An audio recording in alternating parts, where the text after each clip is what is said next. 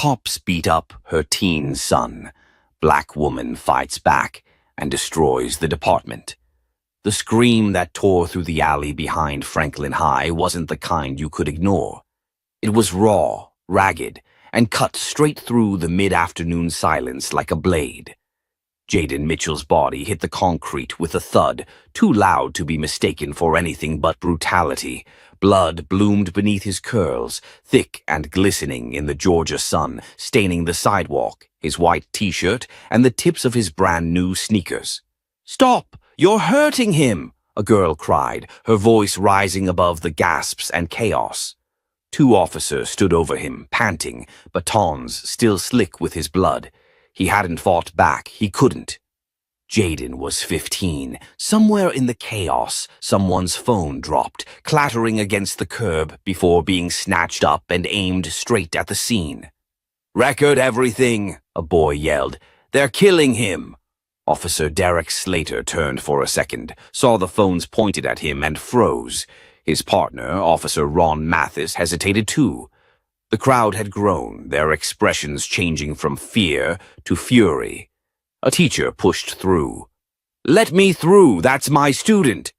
It was Mr. Caldwell, Jaden's music teacher. He knelt beside the boy, trembling. "He's not moving. I need help. He's not responding." Slater cleared his throat. He matched the description. "We thought. He's bleeding from his head, damn it." Across town, Serena Mitchell's phone rang once, then again. She didn't answer the first two calls. She was knee-deep in paperwork in her cramped home office above a real estate agency on Edgewood Avenue.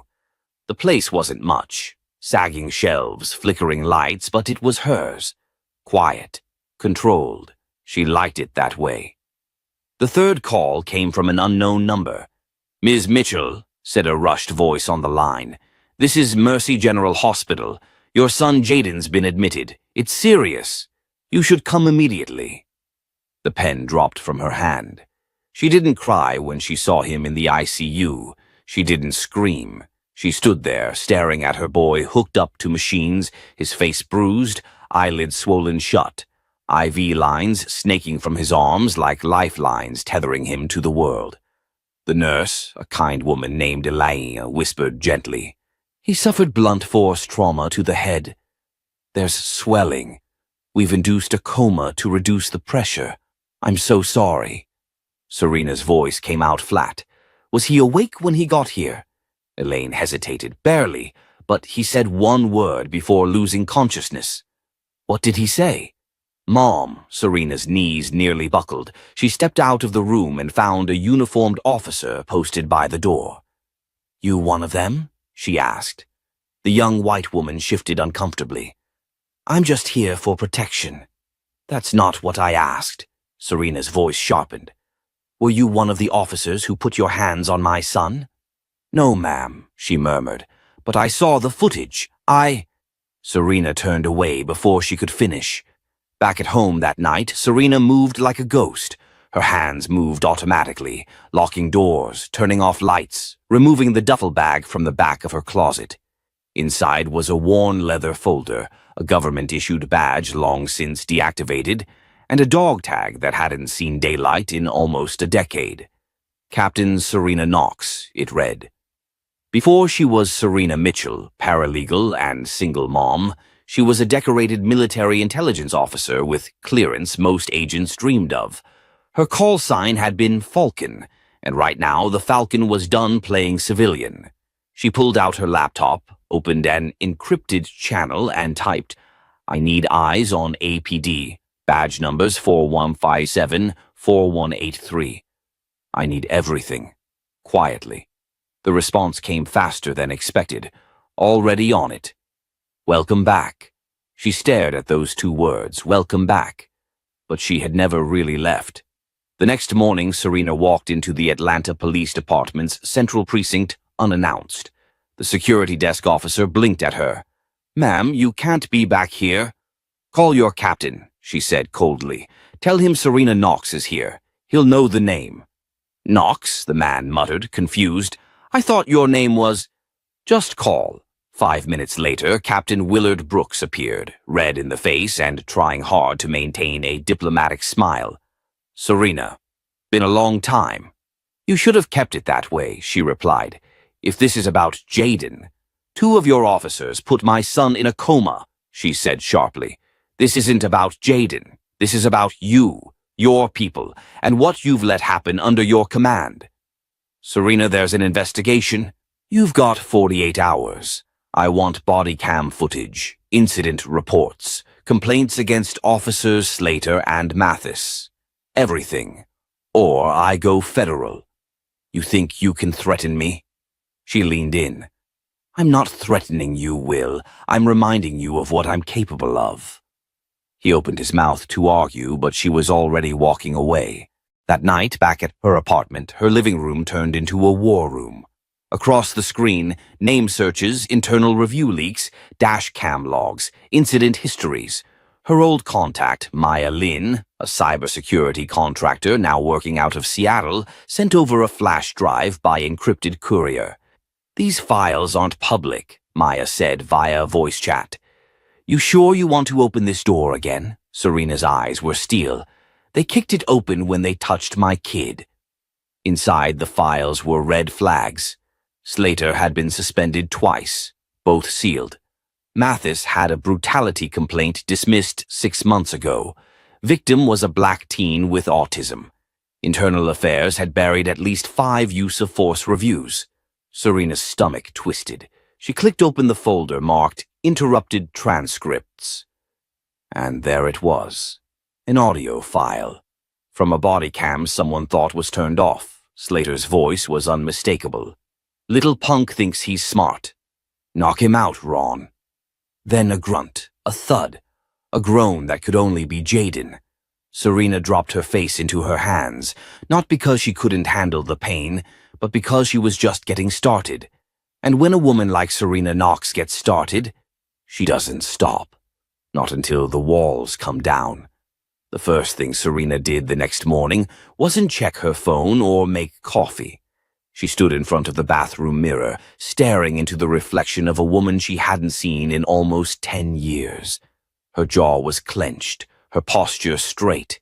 Her eyes, no longer the tired, overworked gaze of a paralegal trying to make ends meet, but sharp, focused. She reached into the back of her closet and pulled out the box she'd once sworn she'd never open again. Inside, her military insignia, 3 commendations, an encrypted USB drive, and a faded photo of her in uniform, standing beside 2 men. The man on the right was Marcus Vale, former Navy SEAL, now working freelance intelligence extraction in D.C. The other was Elijah Cortez, an ex-FBI profiler who owed Serena more than just his pension. She pulled out her phone and texted them both. "I need eyes, and I need backup." Marcus replied instantly. "Whatever you need, I'm in." An hour later, Serena stood on the rooftop of a parking deck across from the Atlanta police precinct. The city buzzed beneath her, horns blaring, heels clicking, street vendors yelling about sausage dogs and sweet tea. It all felt too normal, too calm. Next to her, Marcus handed her a tablet with decrypted data logs scrolling across the screen. "You weren't exaggerating," he said grimly. "These guys have dirt going back years. Slater, Mathis, even the precinct captain. Sealed files, buried complaints. But this is the real prize." He tapped on a highlighted video. It was a security cam angle, slightly grainy but unmistakable. Jaden standing outside the school gate, hands in plain sight. Officer Slater moved in, yelling something. Mathis flanked. Then came the baton. Jaden didn't even flinch. He tried to back up. Then the blow landed. "That was the first hit," Marcus said. "There were 5 more before he hit the ground." Serena didn't speak. She just watched. Her knuckles whitened around the edge of the tablet. "Where'd you get this footage?" "Anonymous dropped to a journalist friend of mine, but it didn't make it to air. The station was threatened, pulled the whole segment before it aired." "Of course they did." Just then, Elijah called in. "I dug into their union connections," he said. Captain Willard Brooks has ties to a local political fixer. They've been shielding officers like Slater for years. Internal reports were never submitted. Whistleblowers pushed out. There's a pattern. You ready to make this ugly? Serena didn't hesitate. I'm ready to make it true. That night, she returned home to find her apartment door slightly ajar. Her body tensed. She stepped in slowly, her hand already reaching for the side table drawer where her old Glock 19 now lived again. But the apartment was empty, or so she thought. A figure stepped out from her kitchen, not threatening. Calm, a woman, late 40s. Cornrows pulled tight, a police badge on her belt, but no aggression in her stance. Serena Knox, the woman said. That's not my name anymore, Serena replied coldly. Well, it's the one on every closed case file I've been told not to open. Name's Detective Nadine Green, Internal Affairs, off the record. Serena lowered the gun but didn't put it away. You're brave coming here. Brave or tired of being part of a system that eats its young. What do you want? To help, quietly, if you want it. Serena narrowed her eyes. Why now? Nadine took a deep breath. My nephew was stopped last year. They said he matched a description. They roughed him up. He's been mute ever since. Therapy doesn't help. They silenced him, but not me. Serena studied her. A long pause. Then we start with Slater's disciplinary record. Full, unredacted. Can you get it? Nadine nodded once. You'll have it tomorrow.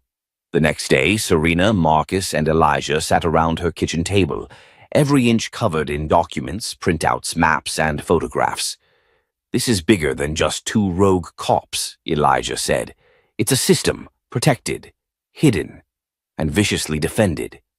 Serena stood, stretching her neck, then reached for a folder labeled Confidential. Inside was a name no one had mentioned yet. Deputy Chief Ellis Harmon, the one man with the authority to override internal reviews, the one man who hadn't appeared in any of the footage. Why is he so clean? Serena asked.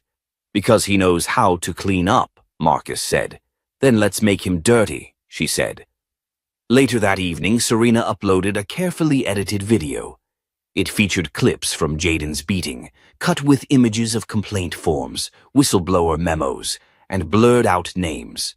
Her voice overlaid the entire video. My name is Serena Mitchell, but I used to be Captain Serena Knox. I fought overseas for this country, and now I'm fighting here for my son, for your sons, for our daughters. If they thought I'd stay quiet, they chose the wrong mother. She didn't sleep that night. She didn't need to. By morning, the video had hit 2 million views. Her inbox overflowed with messages, mothers from every corner of the country. Some shared videos, others shared names. Most just said thank you. But one message stood out. No subject, no greeting. Just a photo attachment. Jaden lying in the hospital bed, circled in red ink. And underneath, back off. Or next time we finish the job. Serena stared at the screen, jaw tight. Then she did the only thing that made sense. She picked up her phone. Marcus, we're going to war. The sun had barely crested over Atlanta when Serena stood outside an unmarked warehouse in a forgotten corner of the city. To anyone else, it was just another graffitied brick box. To Serena, it was an archive. Marcus parked the SUV around the corner, keeping lookout while Serena punched in a code she hadn't used in nearly a decade. The keypad beeped once. Then the heavy metal door clicked. Inside, the air was stale with dust and secrets.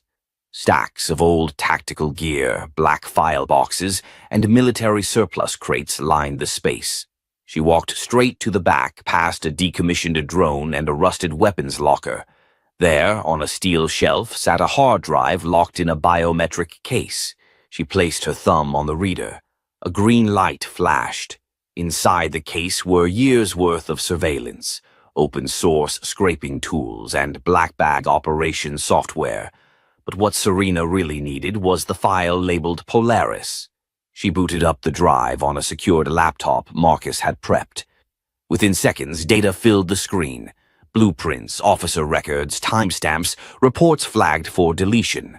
The file for Officer Derek Slater was worse than she thought. 10 civilian complaints, 3 open use of force investigations, 2 settlements paid quietly to families who never spoke to the press, and every single one of them marked handled by a signature she hadn't seen in years. Deputy Chief Ellis Harmon, Serena whispered under her breath. So you're the firewall. She clicked open a subfolder labeled Red Echo. Inside were intercepted messages, coded, but she knew the patterns. Serena's military clearance hadn't expired. She just stopped using it. One message stood out. Mitchell Boy, containment required. Media risk escalating. Confirm suppression protocol with Harmon. She sat back. Marcus, she called. He stepped in, coffee in hand, eyebrows raised. They knew this would blow up, she said. They had a plan ready. You saying Jaden was a target? I'm saying he was a spark, and they were ready to douse it before it became fire. Marcus stared at the screen. You're going to need help going public with this. Already got someone in mind. Later that afternoon, Serena sat in a quiet cafe off Edgewood with Maya Lin on a secure line.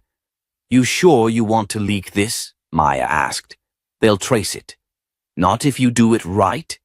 I always do it right, but that doesn't mean you won't get hit harder next time. I'll take the hit. There was a pause, then Maya's voice softened. You sound like her again. Who? Falcon. Serena didn't answer. That night, the leak went live, redacted footage, body cam stills, images of complaint forms with blacked-out names and metadata coordinates matching Slater and Mathis's patrols. But Serena knew she couldn't just rely on documents. She needed a face, a voice. She drove to a modest brick home on the east side of the city. The porch light flickered and a kid's bike leaned against the steps. The woman who answered the door was in her early 40s, eyes weary but sharp. Ms. Davina Carter? Depends who's asking. Serena stepped forward. My name's Serena Mitchell. My son was the most recent victim. Davina's lips parted. The boy at Franklin High? Serena nodded. I saw the footage, Davina whispered. That was my boy 5 years ago. He survived, but he's never been the same. I know. I've seen the files, and I know you were silenced with a non-disclosure. Davina glanced behind her. Her teenage son sat on the couch, headphones in, eyes blank. I didn't have a choice, she said. They told me if I went public, I'd lose custody. Said I was an unfit mother for letting him be out late, but he was just walking home. They can't threaten you anymore, Serena said quietly. Not if we all speak together. Davina didn't reply, but the next morning she called. I'm ready to talk, she said. Meanwhile, Captain Willard Brooks paced his office, sweating through his collar. You said she was just a paralegal, he snapped at Harmon over the secure line. She was, until you made it personal, Harmon replied coldly. She's got footage, Will. Real footage. Not doctored, not altered. Someone's leaking from inside. Then we plug the leak. And what if the leak is sitting on a witness list? What if she's talking to internal affairs? Then we discredit her. Fast. That evening, a burner account sent a PDF to several local media outlets. Inside, sealed documents, half-truths about Serena's past in the military, a court case where evidence had gone missing during her time as an operations officer, a whistleblower accusation that was dismissed but not forgotten. The intent was clear. Smear her before she could speak. But Serena had been ready. She beat the story by 10 minutes, posted a statement on her social channels. I've made mistakes. I've held secrets. But what I won't do is stand by while they attack my child and lie about what they've done to others. This isn't about my past. It's about their present. and their future if we don't stop them. The media tried to pivot, but the people already had their minds made up. Serena wasn't the villain, she was the storm, and it was only just beginning. The city didn't sleep that night. By morning, the video Serena released had been watched over 6 million times. Hashtags exploded across every social media platform. Justice for Jayden, #the right mother, #Falcon returns. News anchors scrambled to get her name pronounced correctly. Politicians drafted statements they'd rewrite 5 times before posting. But inside Serena's apartment, there was no celebration, only silence. She sat in the kitchen, arms crossed, watching Marcus sift through folders like he was defusing a bomb. Elijah sat on the floor, surrounded by legal briefs, sipping cold coffee. "We hit a nerve," Marcus muttered. "That's what we wanted," Serena said flatly. "No, Serena, you didn't just hit a nerve. You set the whole damn nervous system on fire." Her eyes flicked up. "You worried?" He shook his head. "I'm impressed and a little terrified." The doorbell rang. Once, then again. Serena stood and moved to the door, peeking through the eye-hole. Detective Nadine Green, alone. She opened the door. "You're not supposed to be here," Serena said. "I won't stay long." Nadine stepped inside, glancing around. "But I have something you need to see." She opened her messenger bag and pulled out a manila envelope, thick and creased. "These are internal memos from the last 6 months, suppressed complaints, reviews that were closed before they even reached a supervisor's desk. All of them have one thing in common." She laid the papers on the table. Marcus leaned over. "Deputy Chief Harmon's initials," he said. "Exactly," Nadine nodded. "But that's not the worst part." She handed Serena a small flash drive. "What's on this?" "Footage that was never supposed to exist." Serena's fingers trembled slightly as she inserted it into her laptop. The screen came alive with blurry hallway footage, time-stamped 2 weeks prior. The camera panned across a line of lockers, then focused on a girl, 16 maybe, being slammed against a wall by a uniformed officer. Slater, again. Serena paused the video, stared at the frozen image, then pressed play. The girl screamed. He laughed. "You think you can run your mouth and not pay for it?" he shouted. The hallway was empty except for one camera that should have been offline. "Where did this come from?" she asked. "Someone inside the department who's tired of watching kids get brutalized and buried." Serena exhaled. "We're not dealing with bad apples," she said. "This is a tree with poison roots." That afternoon, Serena sent the footage to a trusted journalist at WXSB, a woman named Leah Morgan, someone she once helped quietly avoid a Pentagon gag order. "Serena, if I air this, my career is over. You said you wanted to report the truth." Leah didn't speak for a moment, then said softly, "Okay, but if I go down, you're going down with me." "I'm already in freefall," Serena replied. The footage aired during the 6 p.m. news, prime time, no warning, no commercial break, just raw violence on repeat. A young girl. Another victim. Another name for America to learn too late. The public response was nuclear. Parents protested outside Franklin High. Students walked out. Civil rights groups called for immediate suspension of Slater, Mathis, and anyone in their chain of command. And somewhere in the background, the precinct burned, not literally, but under scrutiny so intense, even their press office refused to answer calls. At City Hall, Captain Brooks stared at a monitor, lips pressed into a white line. "You let this happen," Deputy Chief Harmon growled across the conference table. Brooks slammed his fist. "I didn't know she still had that kind of reach. She's not just a mother anymore. She's a threat to all of us." "What do you want me to do? Break into her apartment and delete her internet?" "No," Harmon said. "We discredit her completely. I want her military file leaked. The court case, the one she buried after the Syria op. Find it, spin it." Brooks hesitated. If we do that, we cross a line. Harmon leaned in. Then pray she doesn't push us first. That night, Serena sat in Jaden's hospital room. Machines beeped softly beside her. His face was pale, still, but his hands twitched sometimes like he was dreaming of something he couldn't reach. She leaned in. "I need you to wake up, baby," she whispered. "I need you to see what we're doing, what they're trying to do. I need you to know you weren't just another kid with the wrong skin in the wrong place." A tear slipped down her cheek. She didn't wipe it. Behind her, Marcus entered quietly. "You should rest." "I can't," she said. He placed a hand on her shoulder. "Serena, you've got people now. We'll hold the line." She looked up at him. "I don't want a line. I want it all burned down." At 2:47 a.m., her inbox pinged.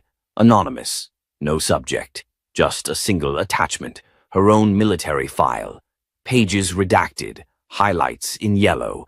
And at the top, the word leverage. Serena's breath caught. They were coming for her. But she wasn't the same woman she was 10 years ago. She wasn't running anymore. This time, they'd have to drag her down, and she'd take the whole rotten machine with her. The knock at Serena's door came just after midnight. Not the polite kind, the kind that meant someone didn't care who was asleep, who was scared, or who was ready. Serena was ready. She slipped silently from her bed, Glock in hand, the barrel low and steady.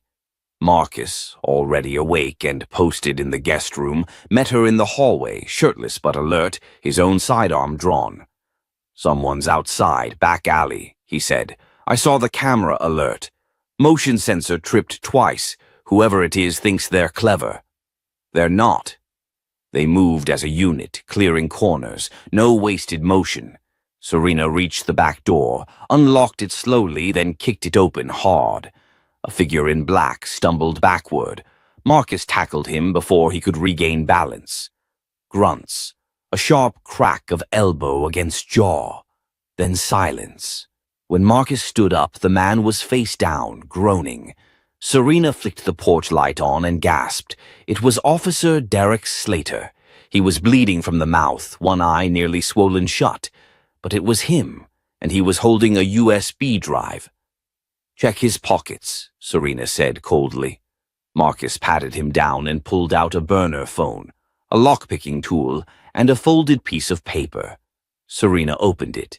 It was a printout of her military court record, sealed, redacted, annotated. A big red X drawn across her face in the photo. Slater wheezed, spitting blood. "You think any of this matters? You think people care what a washed-up soldier says? You broke into my home. You're not untouchable." "No," Serena said, kneeling beside him, voice low. "But you just tried to intimidate a federal officer, off-duty or not. And you brought this." She held up the paper. "So now I've got more than footage. I've got motive." Marcus called 911, but not Atlanta PD. He dialed a friend at the U.S. Marshal's office. Slater was cuffed and hauled off before dawn, and within hours that footage was public. The public saw everything, the forced entry, the weapon, the plan to smear her past. But what no one expected was the twist that followed. Because Serena didn't stop at exposing Slater, she released a new video, this time standing outside City Hall with her lawyer, Elijah Cortez. "My name is Serena Mitchell. Last night, Officer Slater, who is currently under investigation for the beating of my son, broke into my home with the intent to intimidate me. But what's more important is what he brought with him. He brought a copy of a sealed file, one that's been used before to silence me. So let me be the one to release it now." Elijah handed her a folder. Serena opened it slowly. "This is my full military file. No redactions, no edits. Yes, I was involved in a failed operation overseas. Yes, I made a call that cost people their careers. And yes, I paid for it. But what I did then, I'd do again. Because I protected civilians from a corrupt chain of command. That's what I'm doing now. And if that ruins my name, so be it. But they don't get to hide behind sealed files and old ghosts anymore. This time, the ghosts fight back. The press went wild. Cable news anchors praised her transparency. Veterans flooded her inbox with support.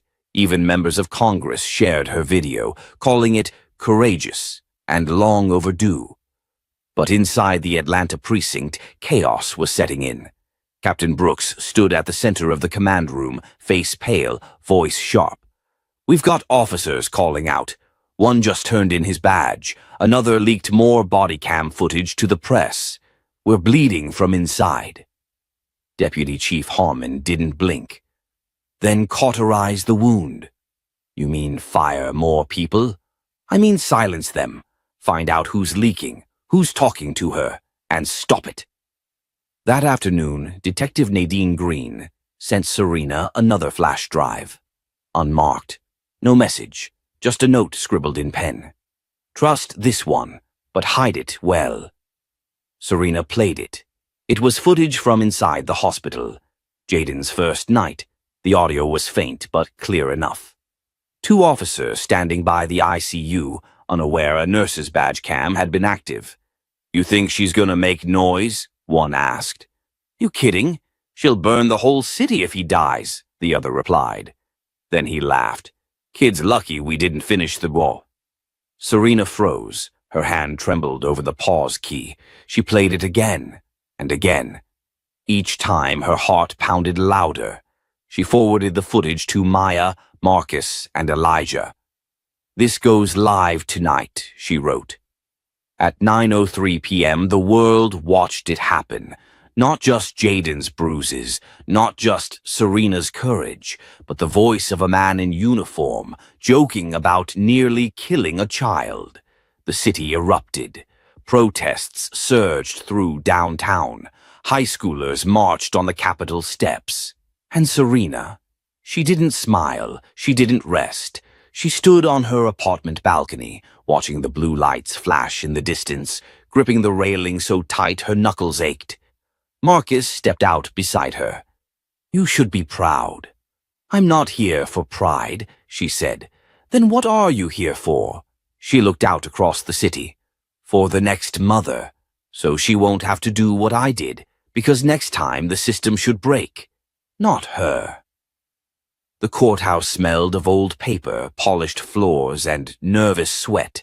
Reporters lined the hallway like wolves in dress shoes, cameras on their shoulders, notebooks open, ready to pounce on every slip of the tongue. But Serena Mitchell didn't flinch. She walked through the front doors wearing a navy blue suit, her hair pulled into a tight braid down her back. No jewelry, no frills, just steel in her spine and fire behind her eyes. Elijah Cortez walked beside her, crisp in a gray suit, gripping a folder thick enough to slam like a hammer. "You sure you're ready for this?" he asked under his breath. "I was born for it," she replied. The courtroom was full, not just packed, but overflowing. Civil rights advocates, students, off-duty officers, mothers, who had emailed Serena stories of their own children. In the front row, Detective Nadine Green sat beside Maya Lynn, both with their eyes locked on the defense table. On that side of the room, Captain Willard Brooks, jaw tight, Deputy Chief Harmon, expression unreadable, and Officer Derek Slater, still bruised from the night he broke into Serena's home. Slater wouldn't look at her. "Good." The judge entered, a sharp-eyed woman in her 60s with no patience for nonsense. "All rise for Judge Helena Durant." Everyone stood. Serena's hands stayed steady. The trial began with formality, opening statements, objections. But then Elijah rose. "Your Honor, we intend to demonstrate a clear and deliberate pattern of abuse, obstruction, and retaliation carried out by senior members of the Atlanta Police Department. And we begin with this." He clicked a remote. The screen behind the judge flickered to life. Body cam footage. Jaden standing near the school gate, hands visible. Slater barking commands. No resistance. Then a blow to the head. Another. Screams from the bystanders. Then silence. Gas filled the room. One woman wept. But Elijah wasn't done. "We have testimony today from an officer who served under Captain Brooks for 7 years. He's chosen to break his non-disclosure agreement and speak about what really happens inside that department." A door opened in the back, and in walked Officer Reed Daniels. Gray at the temples, broad-shouldered, eyes filled with regret. Serena felt the room shift. He walked to the stand. "I was part of the problem," he said into the microphone. "I saw what we did. I looked away. I wrote the reports they wanted me to write, but after Jaden, I couldn't do it anymore." Elijah stepped forward. "Officer Daniels, did you ever hear Captain Brooks instruct his officers to use excessive force?" "Yes. Not directly, but in code. He used phrases like, 'clean up the streets.' He'd say, 'make them respect the badge.' We all knew what it meant." "And Deputy Chief Harmon?" Daniels hesitated. "That man is the reason none of us spoke up sooner. He threatened careers, families. Anyone who pushed back got reassigned to dead-end units or worse." Elijah nodded. "One last question. Do you have proof?" Daniels reached into a folder and pulled out printed emails. "These are directives from Harmon's office. He approved all officer conduct reviews. These were marked closed, without being read." Elijah took them. "Your Honor, we submit these into evidence." "Admitted," Judge Durant said. The courtroom stirred, but then the defense attorney stood.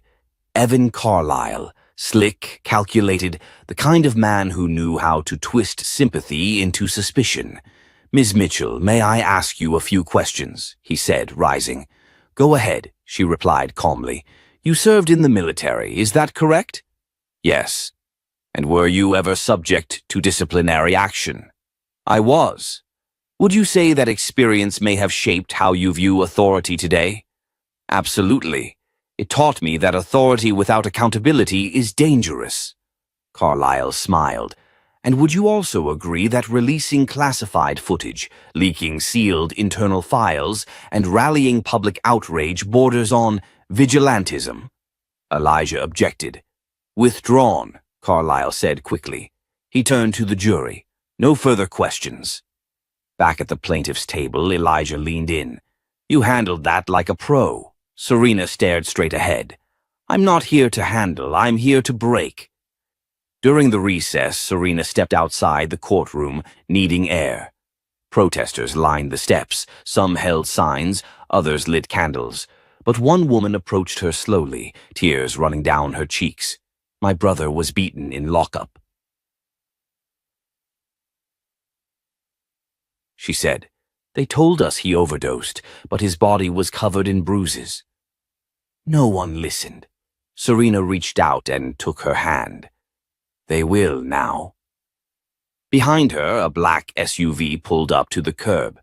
Inside, Lieutenant Carl Owens, one of Harmon's most trusted fixers, made a call. "She's not backing down," he muttered. "You want me to handle it?" the voice on the line asked. "No," Owens said. "Not yet, but make sure she knows we're watching."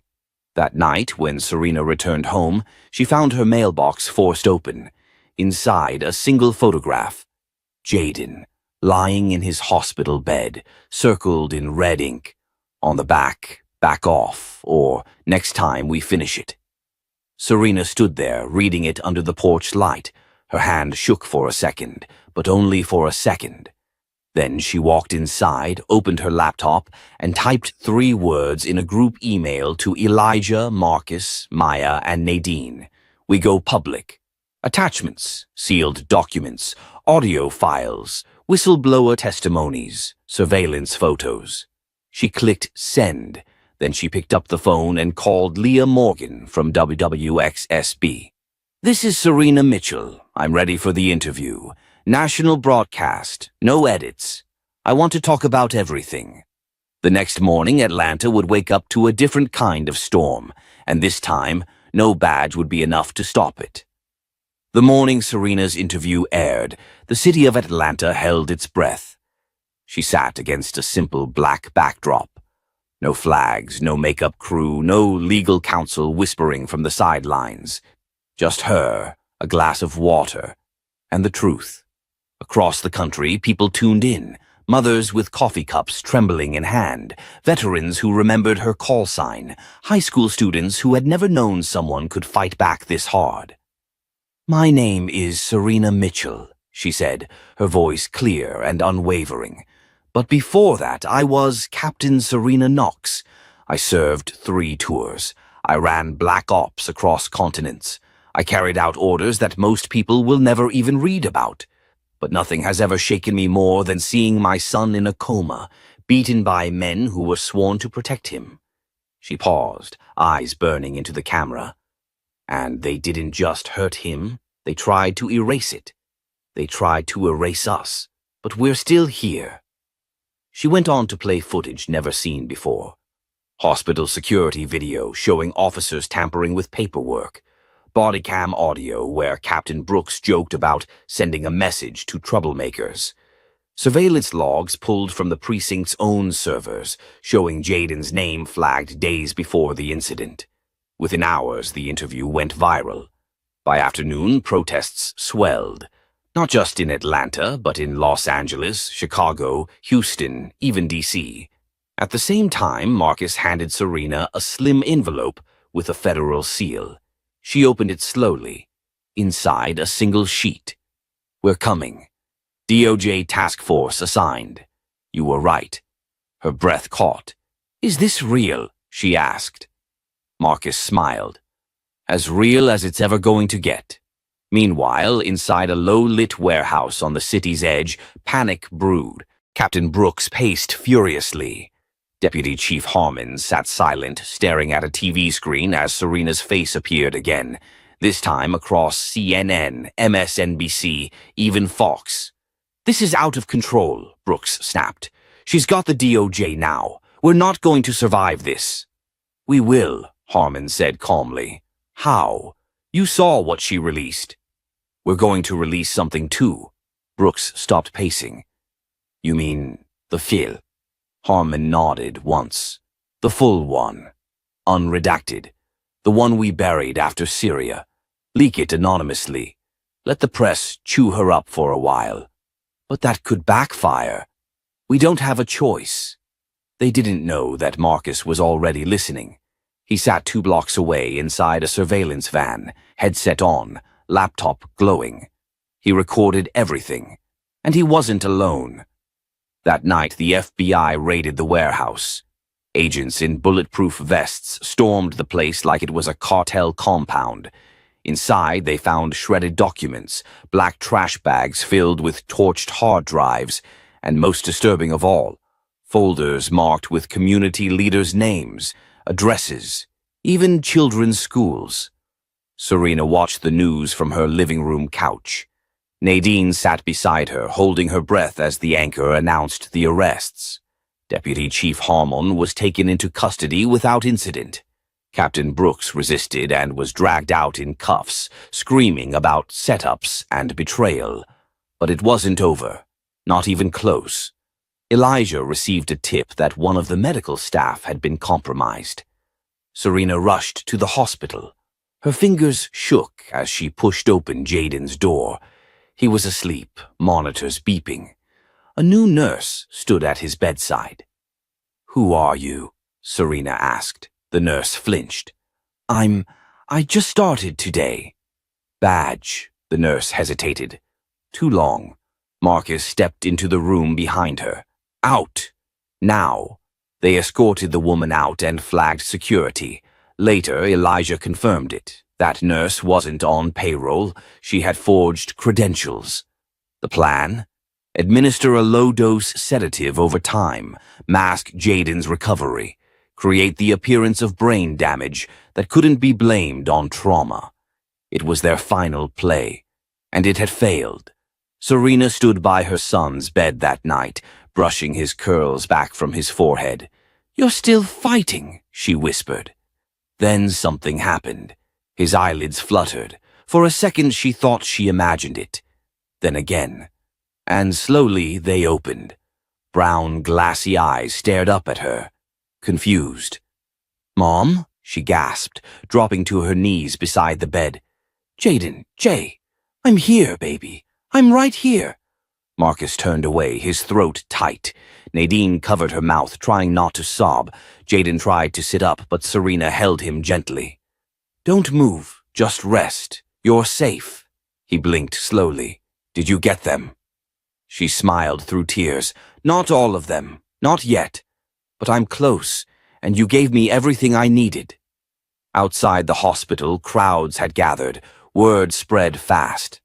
Jaden Mitchell was awake. The boy they tried to silence was back, and his mother was just getting started. The courtroom was packed wall to wall. Reporters stood shoulder to shoulder in the back, pens poised, cameras live. Protesters outside chanted Serena's name. Their voices echoed off the stone walls of the courthouse. Justice for Jaden. Justice for all. Inside, Serena stood tall, her son watching from a wheelchair just behind the plaintiff's table. Jaden still wore a hospital wristband, but his eyes were sharp, present, alive. Judge Helena Durant tapped her gavel once, bringing the room to order. "Ms. Mitchell, do you have anything else to present to the court?" Serena stepped forward, a flash drive in her hand. "Yes, Your Honor. This contains unreleased footage from Franklin High's internal security system. Cameras the precinct claimed weren't operational at the time of the incident." She plugged it into the court's AV system. The screen lit up. There was Jaden, standing calmly, scrolling his phone. Then Slater and Mathis approached. No warning, no commands, just violence. A baton strike to the back of the head. The crowd in the courtroom gasped. One juror covered her mouth. Another leaned forward, eyes wide. Then the audio kicked in. Slater's voice, smug and cruel. "Make sure that camera's off. If she twitches, charge her with resisting." The screen went black. Silence fell like a brick. Judge Durant turned to the defense. "Counselor, do you still wish to argue this was protocol?" The defense attorney swallowed hard. "No, Your Honor." "Good," the judge replied coldly. Later that afternoon, Serena stood on the courthouse steps, cameras in her face, mics inches from her lips. But this time she wasn't alone. Jaden sat beside her, hand on hers. Behind them, Marcus, Elijah, Nadine, Maya, and dozens of families who had come forward stood in quiet unity. "This is not just about my son," Serena began. Her voice was steady but full of heat. "This is about every family who was too scared to speak up. Every parent who buried their child without justice. Every person told to move along, stay quiet, forget." She looked into the cameras like she was staring down the system itself. "I won't forget, I won't move along, and I won't stop." One reporter shouted, "Now that indictments have been filed, what's next?" Serena didn't hesitate. "We rebuild." And rebuild she did. Within 30 days, the Atlanta Police Department was placed under federal supervision. 23 officers were suspended, 10 were fired in, and 4, including Harmon and Brooks, were indicted on federal charges ranging from obstruction to conspiracy. A new civilian review board was established. Serena Mitchell was appointed as its chair. With full subpoena power and oversight authority, she began dismantling the rot from the inside. But that wasn't the end. A bill was introduced in Congress, the Jaden Mitchell Justice Act. It called for independent investigations in all cases of excessive force involving minors and mandatory body cam audits in all U.S. police departments. Serena was invited to testify before the House Judiciary Committee. She stood in front of Congress like she once stood before combat briefings, focused, unswayed, unafraid. "You don't need to be rich or powerful to demand justice," she said. "You just have to be louder than the people trying to silence you." The gallery rose in applause. And somewhere in the back row, Jaden watched, a quiet smile pulling at the corners of his mouth. Weeks later, murals began popping up across the city. One of Jaden standing tall in a varsity jacket. Another of Serena, hand outstretched toward a crowd of young voices. Below it, the words, "You hurt one of us. You hear from all of us." At her first official public meeting as chair of the new Oversight Board, Serena looked out at the community, at mothers, fathers, students, survivors. "I'm not here because I wanted this fight," she said. "I'm here because the fight found me, and I promise you, no one else will fight it alone ever again." Back at home that night, she curled up beside Jaden on the couch, the news playing quietly in the background. "You did it, Mom," he said. She kissed the top of his head. "We did it."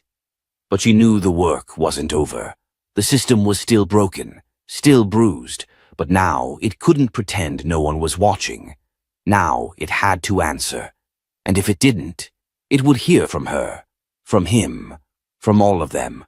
If this story moved you, if it made you feel seen or made you believe justice is still possible, don't stay silent. Share it. Speak up. And subscribe to our channel to help amplify the voices that need to be heard.